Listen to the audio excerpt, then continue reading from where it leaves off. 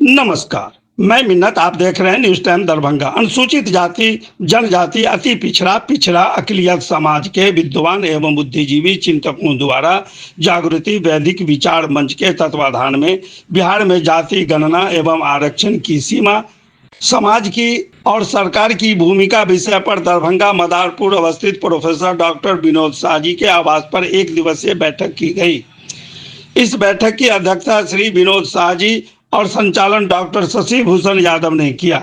इस बैठक में निर्णय लिया गया कि हाशिए पर खड़े समाज के लोगों को उनकी आबादी के अनुरूप सरकारी नौकरियां एवं शैक्षणिक संस्थानों में भागीदारी नहीं मिल पा रही है। जिस संविधान में सामाजिक न्याय की बातें अधूरी रह गई है, इसी मुद्दे को लेकर विद्वान एवं बुद्धिजीवी चिंतकों द्वारा उपरोक्त मुद्दों से संबंधित विचार रखने के लिए एक दिवसीय सेमिनार अगले माह अगस्त में निर्धारित की गई। इस कार्यक्रम को सफल बनाने के लिए जागृति मंच के संयोजक प्रोफेसर संजय सुमन, सचिव डॉक्टर सुशांत कुमार एवं डॉक्टर उपेंद्र प्रसाद उपस्थित थे। इस बैठक में खास तौर पर डॉक्टर मुकेश कुमार, डॉक्टर नवीन कुमार, डॉक्टर मोहम्मद तारिक हाशमी, प्रोफेसर गंगा प्रसाद यादव, मोहन यादव, मोहम्मद खलीकुज्जमा उर्फ हीरा खान, डॉक्टर नरेश कुमार सबों ने अगस्त महीने की इस एक दिवसीय सेमिनार को सफल बनाने में लग गए और क्या कुछ बोले, आइए सुनते हैं। लगता है कि अपने दरभंगा में यह कार्यक्रम करवाने के बाद लोगों में जागरूक हो पाएंगे। दरभंगा में लोग तो पहले से जागृत हैं, लेकिन यह कार्यक्रम होने से जागृति और भी बढ़ेगी और लोग इस बात के लिए सजग होंगे कि उनका क्या अधिकार है और कितना अधिकार मिला और कितना अधिकार उनको और मिलना चाहिए। और जाति जनगणना जो केंद्र सरकार ने तो घोषणा की है, लेकिन मुझे लगता है कि अभी तक उनका नियत साफ नहीं है।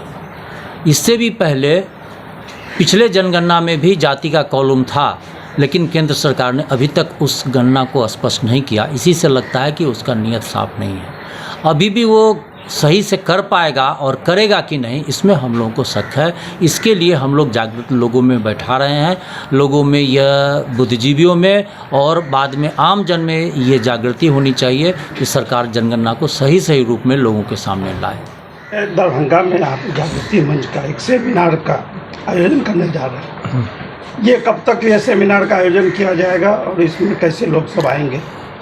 इसमें हम लोगों ने 10 अगस्त का अभी तक मोटा मोटी तय कर लिया है और ये संस्कृत यूनिवर्सिटी के मैदान में हम लोग करेंगे। उस पर अभी चूँकि संस्कृत यूनिवर्सिटी से हमने NOC नहीं लिया है, इसलिए हम अभी पूर्ण रूप से हम एक स्थान चिन्हित किया है हम लोगों ने।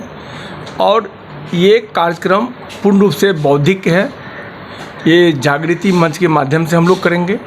जो इसका मीनिंग ही होता है कि जो सुसुप्ता अवस्था में लोग हैं उसको जगाना। समाज में जो दबे कुचले लोग हैं, जो दलित हैं, पिछड़ा है, अल्पसंख्यक है, उसको जगा करके हम मुख्य धारा में कैसे लेंगे, जो पिछले पंक्ति में बैठा हुआ उसको अगले पंक्ति में हम कैसे लेंगे। मेन उद्देश्य हम लोगों का ये है कि समाज को, लोगों को जागृत करना है। ये जागृत एक हमारा बौद्धिक वैचारिक मंच है और यह मंच जो हाशिए के समाज हैं उनकी जागृति के लिए काम करते हैं। इस मंच ने मुजफ्फरपुर में 18 मई को जातीय जनगणना पर एक सेमिनार कराया था, सफल सेमिनार था। उस सेमिनार के ही आलोक में इस बैठक में यह बात हुई कि दरभंगा में किस तरह से जातीय जनगणना और आरक्षण की सीमा को लेकर एक सेमिनार आयोजित कराई जाए और उसका रूपरेखा क्या होगा, किस प्रकार की उसकी तैयारी होगी। वस्तुतः उस तैयारी की आज प्रारंभिक बैठक थी। इस जनगणना के प्रारूप को लेकर क्या फ़ायदा होने वाला है? इससे क्या लोगों को फ़ायदा मिलने वाला है? जातीय जनगणना इस देश में अत्यंत आवश्यक काम है।